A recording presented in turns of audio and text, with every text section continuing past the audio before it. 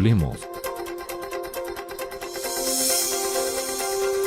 Voces especializadas en ciencias sociales y humanidades, historia, antropología, literatura, estudios políticos e internacionales, agua y sociedad. Divulguemos la ciencia. Hablemos.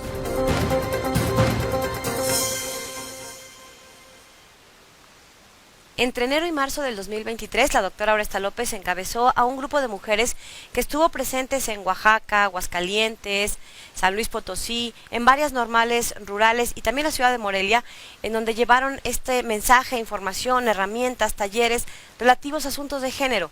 Estuvieron en las normales con los futuros formadores de las generaciones en nuestro país. Acompáñenos, vamos a charlar de estos resultados, experiencias y demás. Bienvenidos, comenzamos.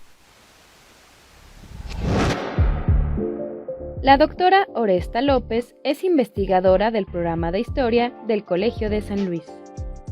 Es coordinadora del Laboratorio de Investigación, Género, Interculturalidad y Derechos Humanos del Colsan, donde se han realizado distintos tipos de actividades como seminarios, conferencias y talleres.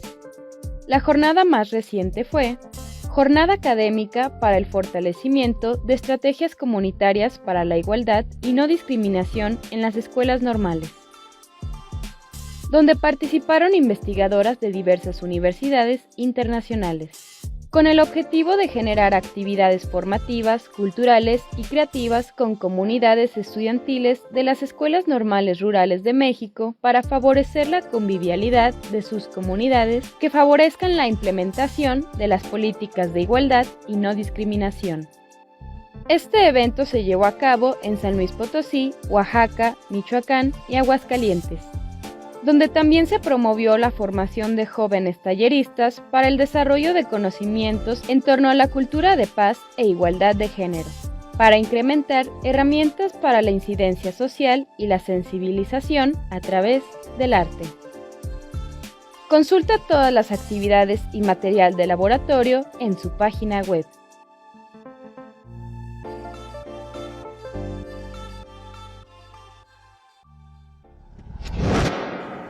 ¿Qué tal? ¿Cómo están? Buenas tardes, bienvenidos a este espacio desde el Colegio de San Luis. Nos da mucho gusto que nos acompañen.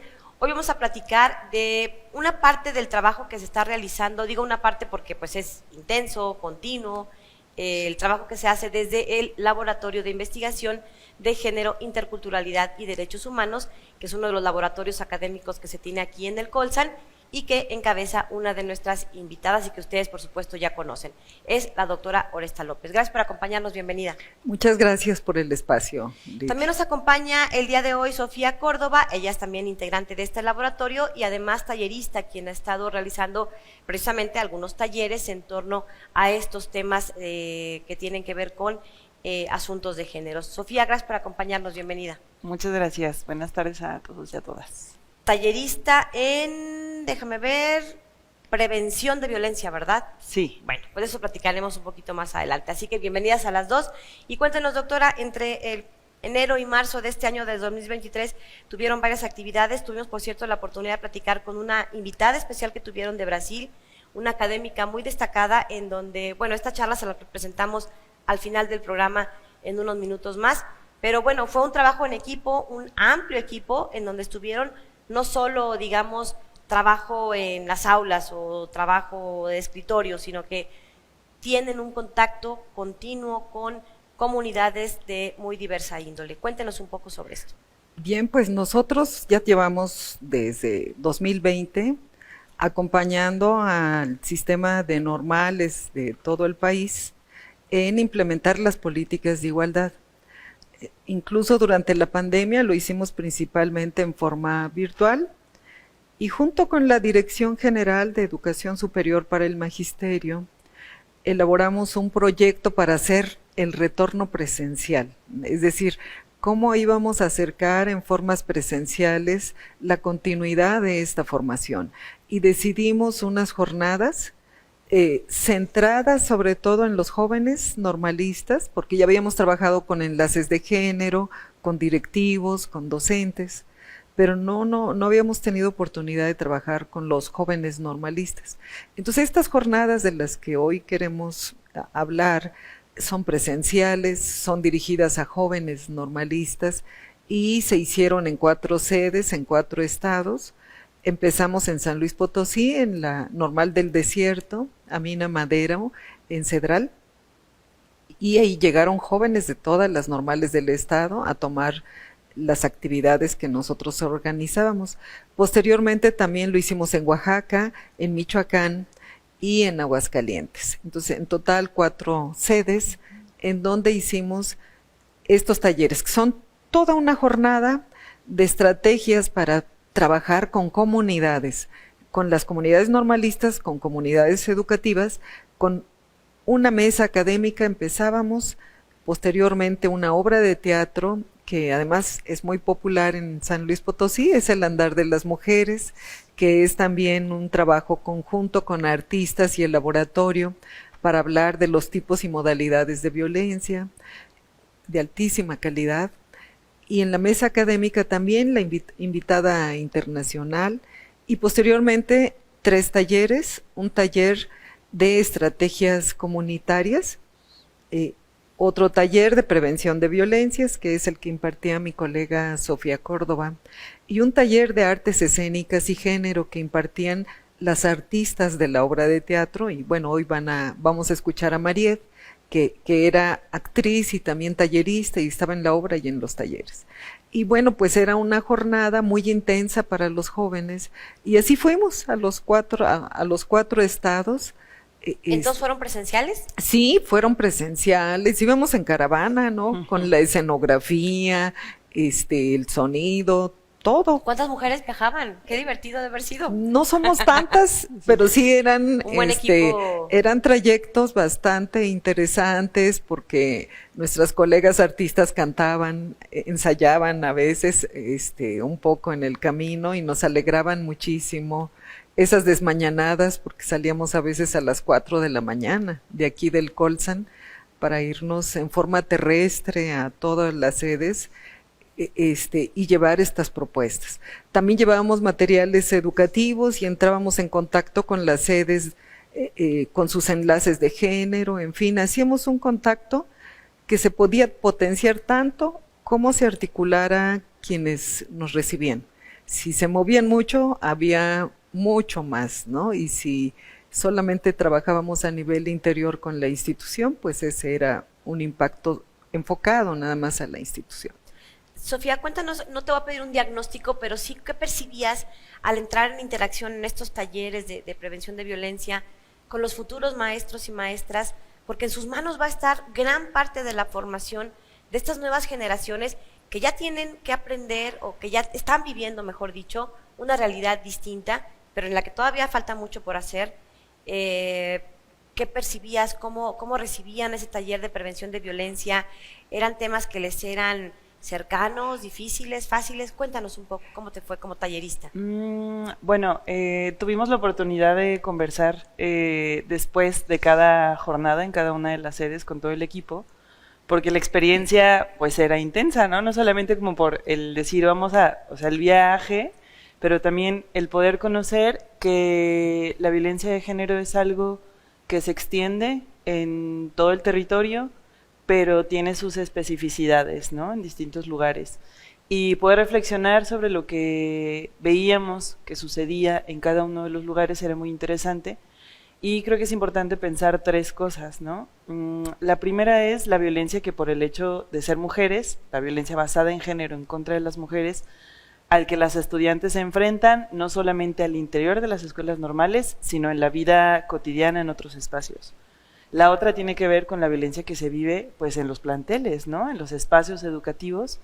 Y la tercera tiene que ver con cómo lograr generar una narrativa en contra de la violencia de género para su erradicación desde la práctica docente, ¿no? Así es. Entonces eso nos metió en un mundo de complejidad y muy interesante, porque lo que favorecían los 3 talleres, no solamente el de prevención, los 3 talleres tenían una perspectiva de género y apuntaban justo hacia la reflexión en torno a la violencia, ¿no? El de herramientas comunitarias nos dotaba de la posibilidad de mirar en una dimensión más amplia la violencia o los problemas que suceden en el entorno comunitario. Y lo que veíamos era que sí había quienes ya tenían procesos formativos en materia de género, pero en su mayoría no. Y era algo importante de atender, no solo para atender las violencias que se viven al interior, sino para poder pensar estrategias junto con estudiantes para poder entrar en los salones de clase con los niños, con las niñas, a trabajarlo. Y era interesante ver en algunos lugares, por ejemplo, cómo la violencia de género o incluso la construcción de las masculinidades, eso nos pasó mucho en Morelia, estaba atravesada también por la narcoviolencia, por ejemplo. Y eso, pues en términos de prevención, nos pone también en una dimensión estructural mucho, pues muy complicada. Sí, mucha desventaja. Ajá, y que se vivía, por ejemplo, diferente la violencia de género para el caso de las chicas de la normal rural de Cañada Honda, que eran puras mujeres, ¿no? Que ¿Dónde está Cañada Honda? Cañada Honda de Aguascalientes. Y es, ¿cómo se llama? Cuando se quedan a dormir, o sea, es el internado, ¿no? Es escuela normal rural internado. Entonces la experiencia de hablar de la violencia de género pues era diferente. Y pues una de las cosas que sacamos como gran conclusión es que la atención de la violencia de género para su prevención requiere un enfoque también no solo comunitario, sino también de especificidad. O sea, lograr conocer ese contexto comunitario en el que la violencia cobra fuerza, ¿no? Y se reproduce.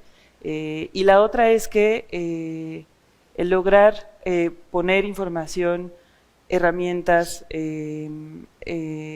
incluso discusión sobre los conceptos a partir de la propia experiencia, porque no era solo ir a decir, esta es la violencia y así sí, se como manifiesta, una receta de sino cocina, ¿no? partamos de la propia experiencia para reflexionar sobre ello, pues tiene una potencia poderosa, ¿no? Y más si tiene un enfoque comunitario. Doctora, ¿cómo encontraron institucionalmente las condiciones en asuntos de género? Decía que tuvieron interacción con las unidades de género, están funcionando, existen, funcionan bien. ¿Qué otras capacidades encontraron o qué otras hacen falta como resultado de esta experiencia que tuvieron? Morelia, Aguascalientes, San Luis y Oaxaca. Y Oaxaca. Bueno, pues la verdad es de que son comunidades muy diversas. Tenemos desafíos, pero también encontramos colectivas de normalistas como en Michoacán. Digamos, Michoacán es como muy polarizado lo que vimos. Por un lado, ese impacto de la narcoviolencia que todos los estudiantes que participaron en los talleres vienen de comunidades donde han visto eso de cerca, lo han visto de cerca. Y por otro lado, y pasa eso, pensar que pues es natural, ¿no? Que se naturalizan las violencias. Entonces sí tiene mucho impacto que llegue una caravana de académicos, artistas a decir no es natural, ¿sí? Tenemos que darnos cuenta que tenemos que hacer cosas importantes, es un gran desafío, pero lo tenemos que hacer. Recuperemos nuestras comunidades, esos eran nuestros mensajes. Las comunidades deben cuidar, proteger a las niñas, a las mujeres y recuperar los territorios para que también los territorios estén libres de la violencia. Esta normalización y esta naturalización creo que es uno de los principales desafíos que día a día se tienen que ir combatiendo. Vamos a una pausa y regresamos. Le recordamos que el programa lo estrenamos hoy martes. Mañana miércoles ya está disponible en el canal de YouTube del Colegio de San Luis. Continuamos.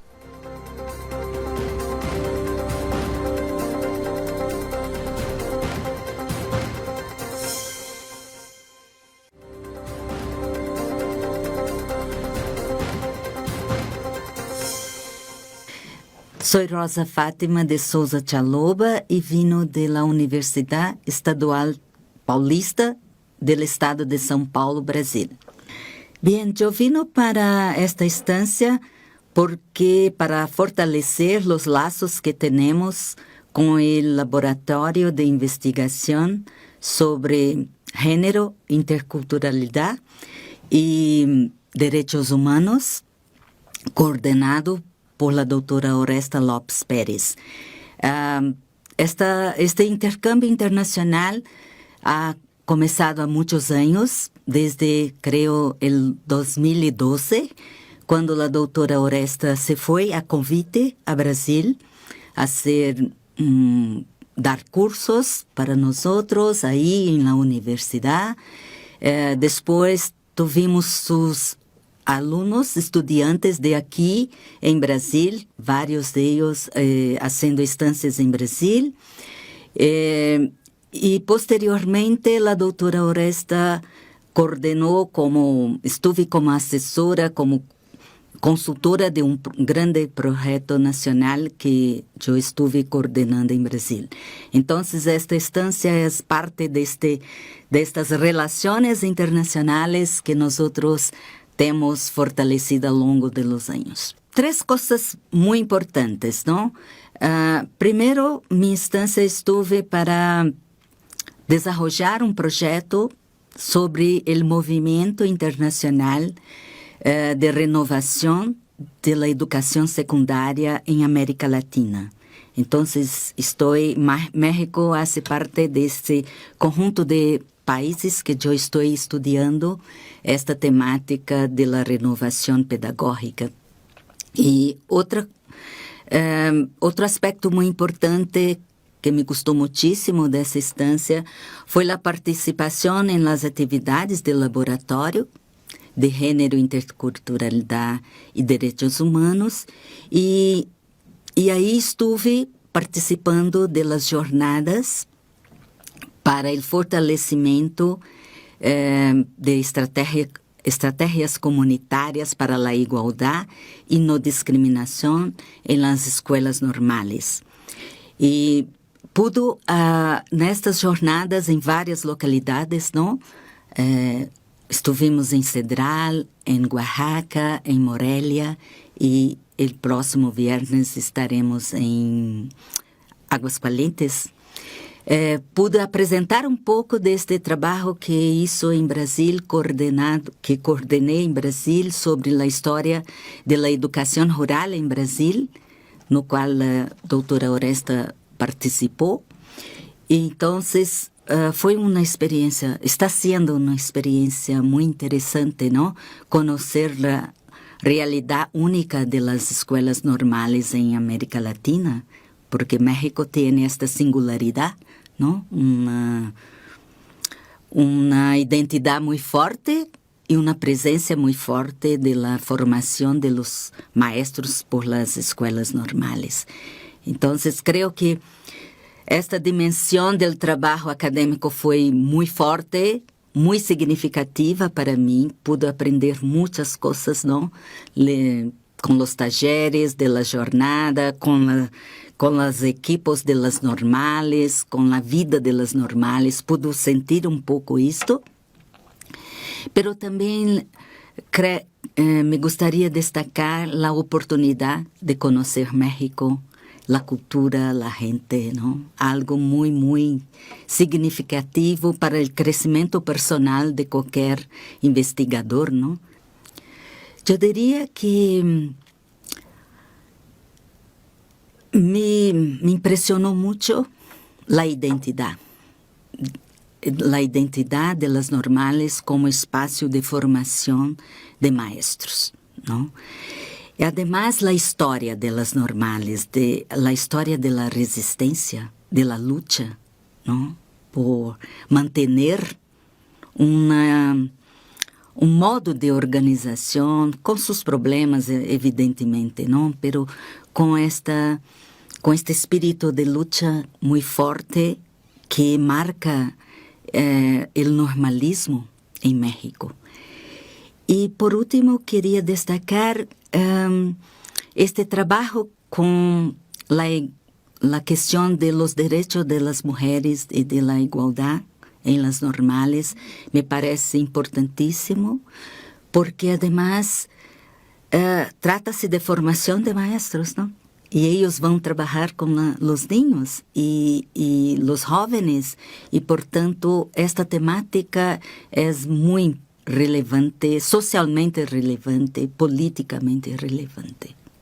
Este proyecto, el nombre fue Historia de la Formación y Trabajo de Maestros Rurales en Brasil.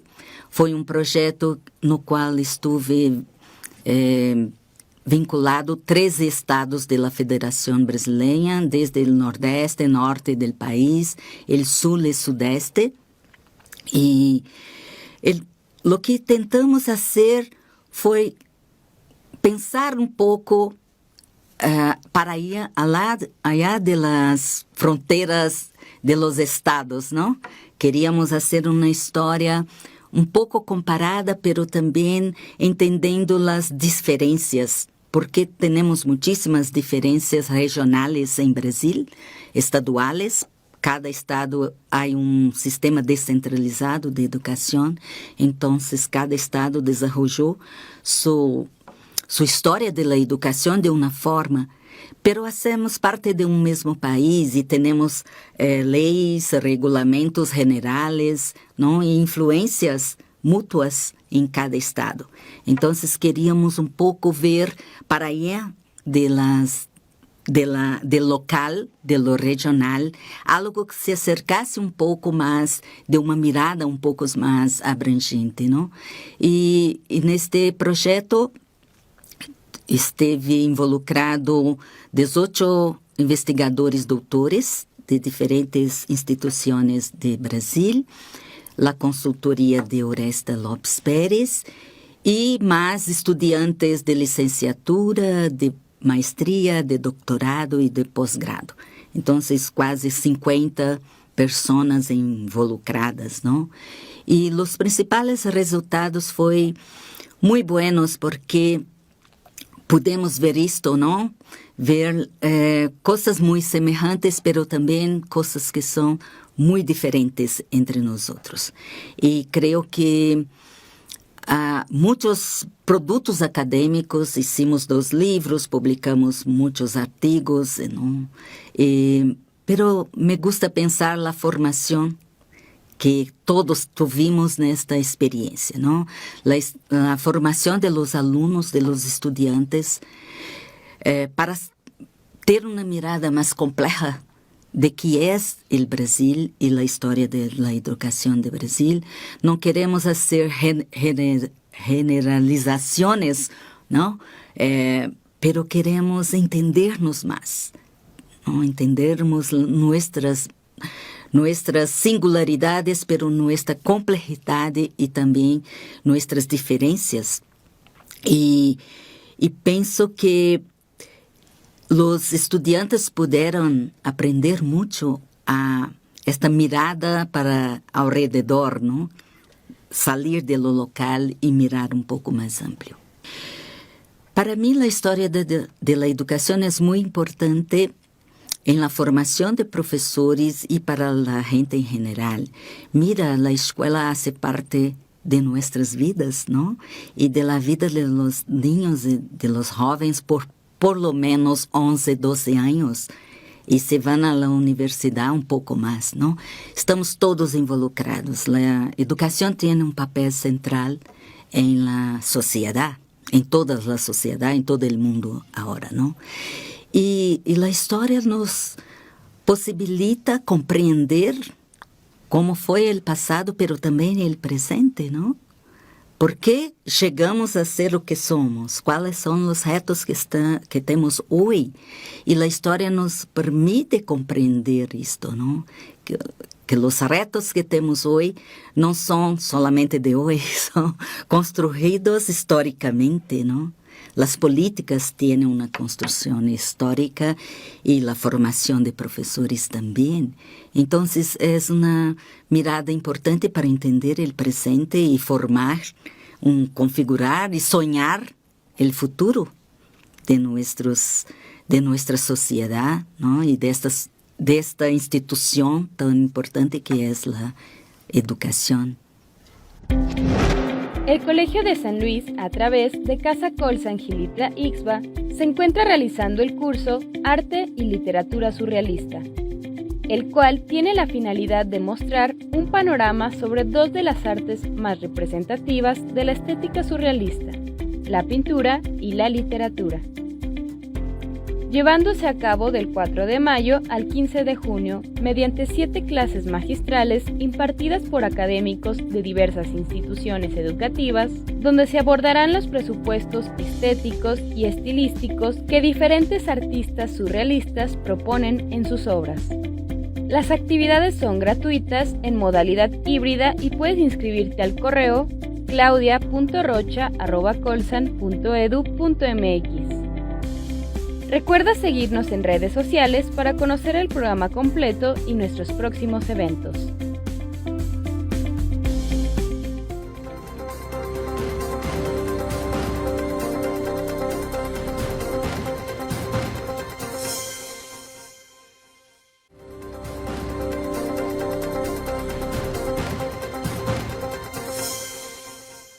Bien, estamos de regreso, continuamos. Doctora Oresta, nos decía, de este recorrido que hicieron Morelia, Aguascalientes, San Luis y Oaxaca. También tuvieron un seminario virtual en donde vi a muchas chicas de las normales conectadas. Cuéntenos un poco a quién iba dirigido, qué temas se abordaron, quiénes estuvieron ahí. Sí, fue un seminario virtual. Hay que decirlo, la virtualidad continúa con mucho éxito, cada vez con más éxito. Entonces nosotros también no renunciamos a usar la educación virtual y tuvimos a más de 120 estudiantes de las normales de todo el país aprendiendo cómo usar la narrativa, y en este caso fueron narrativas biográficas sobre la experiencia docente que ellos han tenido. Es como otra forma de aproximarse a los contextos que viven los jóvenes normalistas, en donde ellos usan la voz, la escritura, para narrar. O sea, narrativas biográficas de la experiencia docente es que ellos se pongan a escribir de lo que están viviendo en su ejercicio diario de ser maestros. Así es. ¿Qué se recupera? ¿Por qué es la importancia? Bueno, es muy importante la reflexividad que se coloca al momento de escribir, hacer introspección sobre cómo ellos se van formando como maestros. Y bueno, la verdad es que fue muy esperanzador ver que estos jóvenes le apuestan a un cambio social a través de la educación, y realmente nos podemos sentir muy bien después de escuchar todos. Entre ellos no se conocen, ¿no? Los de Michoacán no conocían a los de otros estados, entonces fue muy, muy bonito. Y lo impartió la doctora Leonora Reyes de la Universidad de Chile, que tiene una gran experiencia trabajando con la narrativa. El curso se llamó Voces y Relatos, que son justamente las narrativas pedagógicas de la experiencia de los jóvenes. En función de estos recorridos, de estos talleres, de estas experiencias virtuales y presenciales, ¿cómo dirías que están las nuevas generaciones de estas escuelas normales? Pensando en la práctica normalista. Sí, y con la perspectiva de género, por supuesto. Sí, creo que ahí hay una gran fuerza transformadora desde mi punto de vista, porque además de que el escenario es un poco complicado, o sea, nos enfrentamos a un escenario muy difícil, socialmente hablando, políticamente hablando, económicamente hablando, ¿no? Pero la práctica normalista me parece transformadora, creo que eso no hay que perderlo de vista. Y creo que también es importante reconocer que particularmente estudiantes, hombres y mujeres, que fue algo que también pudimos ver a través del seminario virtual,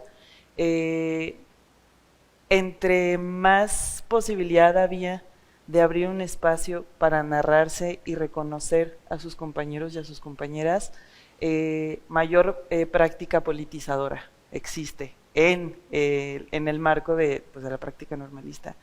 Y eso creo que tiene también un punto muy valioso, ¿no? No solo por el seminario en sí mismo, que decimos ha sido un gran seminario, sino... ¿Pero a qué te refieres con una práctica politizadora? ¿En qué se traduce? Que reconocen las dificultades a las que se encuentran, reconocen los contextos diversos en donde el normalismo cobra sentido o incluso se dificulta la práctica como para ser maestro o maestra, y el poder dialogar con alguien que está experimentando algo semejante, que vive en Campeche, y alguien que lo vive en Baja California Sur, tiene una fuerza de reconocimiento colectiva, ¿no? en el territorio.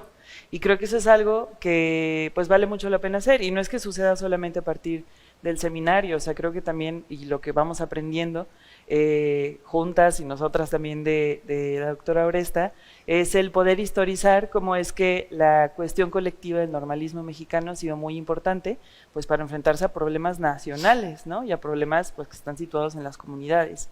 Entonces, creo que eso es muy importante, porque no es solo la experiencia individual de ser maestro o ser maestra, o ser una persona que se está formando para ser maestro o maestra, sino que es una experiencia que se sabe que se está haciendo de manera colectiva con otras personas al mismo tiempo que se están enfrentando dificultades diferentes. Entonces, yo siento las jornadas, o percibo las jornadas en general, tanto las presenciales como la virtual, como por una parte la posibilidad de que llegue como una especie de caravana, que fuimos un poco en la presencial, con la obra de teatro, ¿no?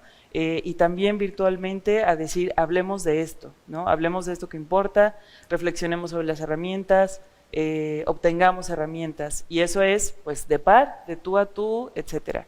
Y por otra parte, la dimensión que es institucional y es obligatoria, porque las políticas de género pues son una obligación para todas las instancias públicas, ¿no?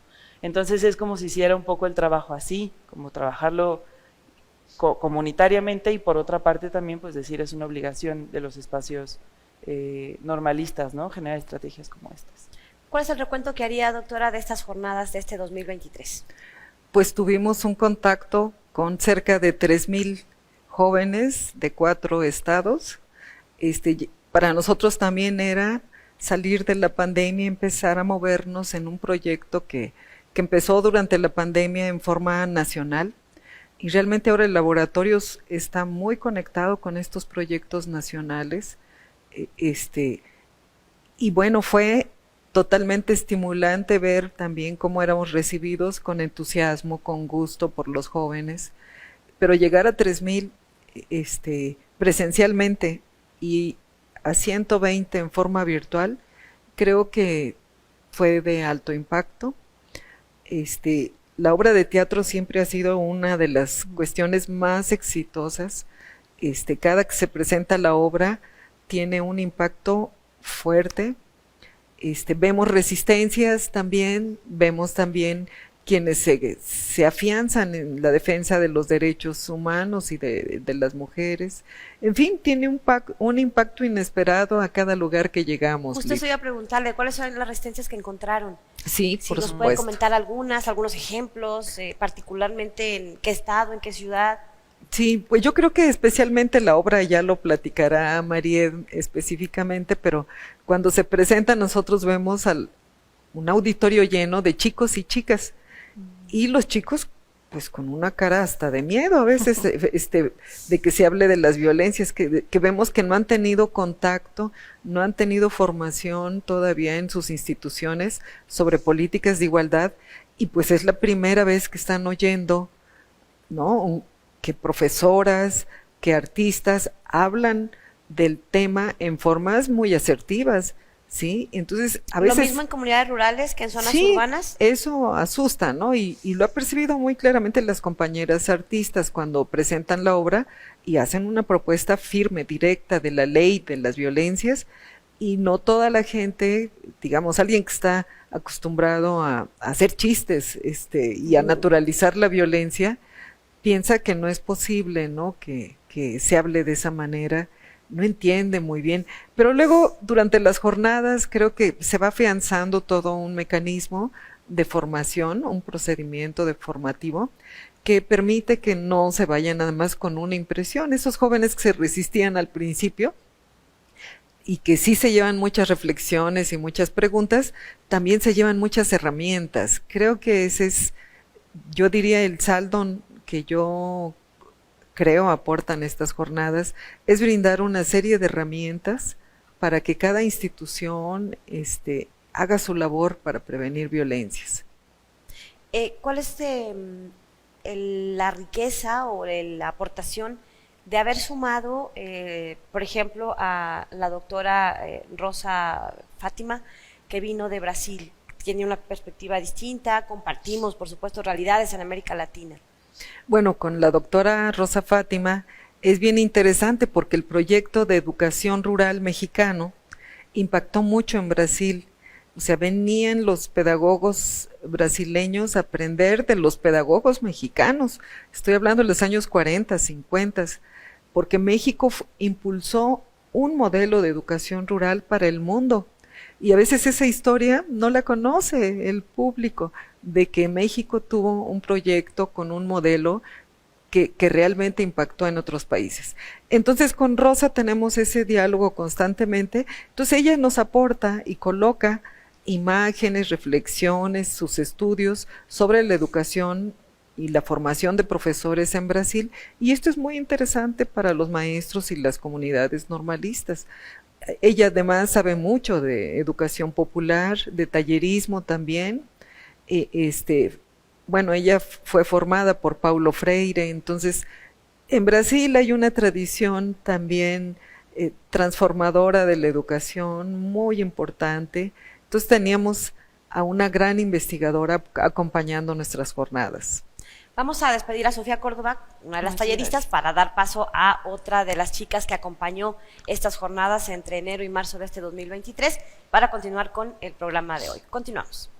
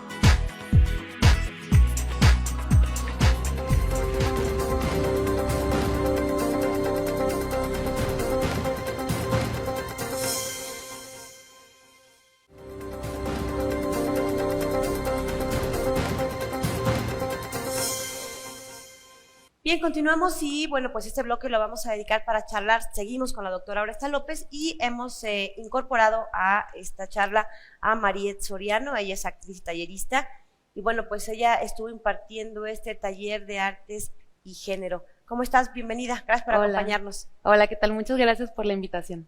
A ver, tú has encabezado desde hace ya un buen tiempo esta obra de teatro que se ha presentado en múltiples espacios y que tiene que ver con asuntos de género, el andar de las mujeres. ¿Cómo te fue con estas jornadas? ¿Dónde se presentó? ¿Qué recepción veías de quienes estaban ahí atendiéndote?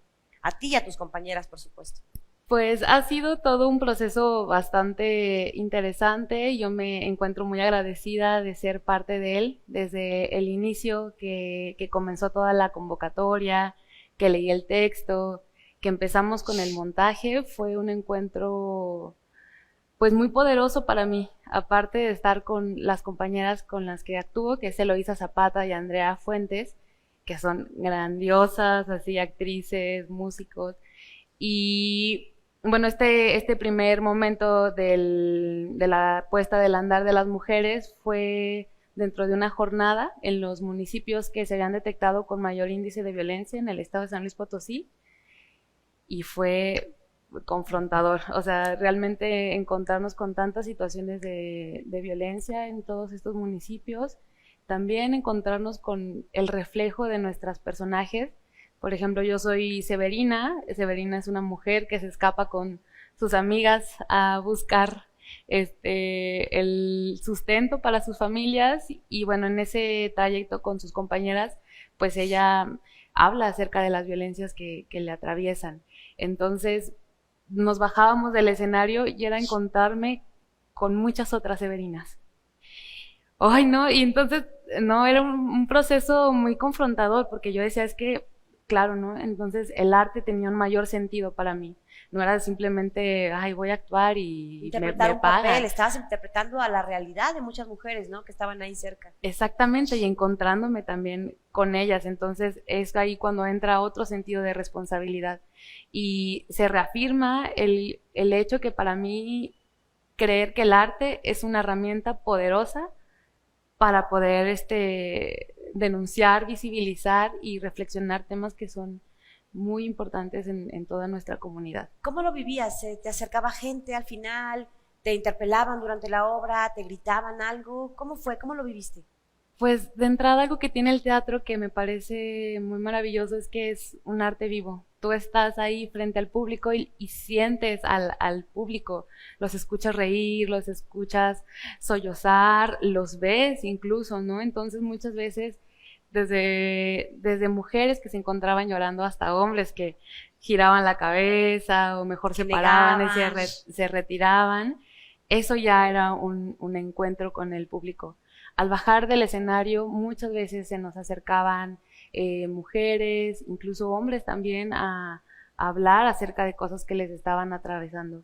En ese primer momento de las jornadas del andar íbamos con los enlaces de género de los municipios, entonces ahí se les canalizaba para que pudieran llevar un seguimiento de sus situaciones. Y en el taller que impartes, ¿qué cosas se abordan? ¿Qué les dices? ¿Es ahí más herramientas de qué tipo? Pues en el taller también fue una experiencia muy enriquecedora. Mis compañeras y yo también nos dedicamos a la docencia. Entonces, desde que estábamos planteando cuál sería un canal, ¿no?, que podríamos trabajar desde el arte y la perspectiva de género, se nos ocurrió trabajar con el cuento de Caperucita Roja. Porque justamente creo que en esa historia se reflejan, o bueno, nosotros interpretamos muy claramente cuáles son los arquetipos de género, y una canción se transforma y se le da otro sentido completamente. Y bueno, en la obra del andar de las mujeres utilizamos algunas contrafactas con sones veracruzanos, y nuestra música, bueno, ahí hizo una adaptación con esas historias. Entonces, al momento de llevar esta obra, pues hablábamos de cuáles eran los arquetipos que las estudiantes y los estudiantes se identificaban, y cómo poder modificar esa narrativa y disolver esos arquetipos. Esta obra está en YouTube, está, digamos, en una versión inicial, la que se hizo antes de que nos agarrara la pandemia, si mal no recuerdo.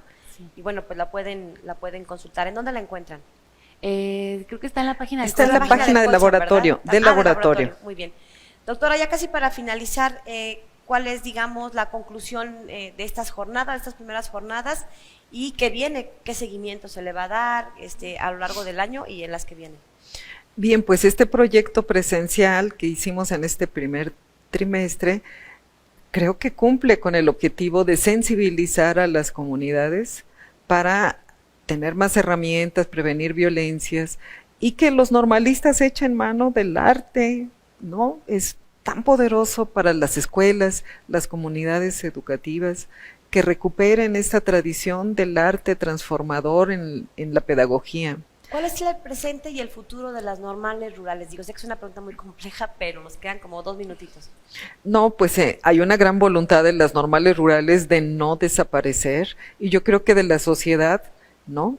Y ¿Qué siguen aportando las normales rurales? Porque creo que es un papel muy importante que históricamente tuvieron en el siglo pasado, pero que en les falta todavía este reconocimiento. Pues yo creo que ese es más un problema de nosotros, de la sociedad, ¿no? Que es jerárquica, que piensa que lo rural vale menos. Creo que ese es más el problema, porque las normales rurales realizan un gran trabajo en las comunidades rurales, ¿no? Con un conocimiento específico y situado para formar a los campesinos e indígenas en este país. Pero no solo fuimos a normales rurales, fuimos a normales urbanas, a normales muy diversas, a centros regionales de educación normal. Es decir, estas jornadas fueron para las normales, incluidas las rurales. Cerramos en una rural, pero fue para todo tipo de instituciones. Finalmente, la importancia de seguir haciendo esta biografía, esta historia, esta recuperación del trabajo de las normales. Bueno, es muy importante fortalecer el trabajo de los formadores de maestros. O sea, en este país formar maestros sigue siendo algo también muy importante. Y valorizar a los maestros de este país es también necesario, ¿no? No podemos avanzar como país sin la educación. Es decir, ese para mí es algo tan importante, tan estratégico, que para nosotros como Colsan y como laboratorio estar conectados con el compromiso de acompañar en políticas de igualdad a este sistema de normales, pues es muy valioso, un futuro muy valioso para el laboratorio cumplir también con este acompañamiento. Pues a las dos, muchas gracias por habernos acompañado, a Sofía Córdoba, que también estuvo en los primeros bloques, y los dejamos ahora porque tuvimos la oportunidad de platicar con la doctora Rosa Fátima de Souza, quien estuvo desde Brasil acá en San Luis Potosí, y bueno, pues los dejamos en lo que resta del programa con esta charla que tuvimos oportunidad de grabar. Gracias, soy Lidia Huache, pásela bien, no se despegue hasta que termine esta última parte de la entrevista. Gracias, hasta la próxima. La Sociedade Brasileira de História da Educação nasceu em 2000 e reúne um conjunto importante de investigadores de todo o país. E estive aí na presidência, honor e uma satisfação enorme para mim este período de 2019 a 2022. Passamos por toda a pandemia, esta coisa virtual, todos os desafios que tivemos que enfrentar.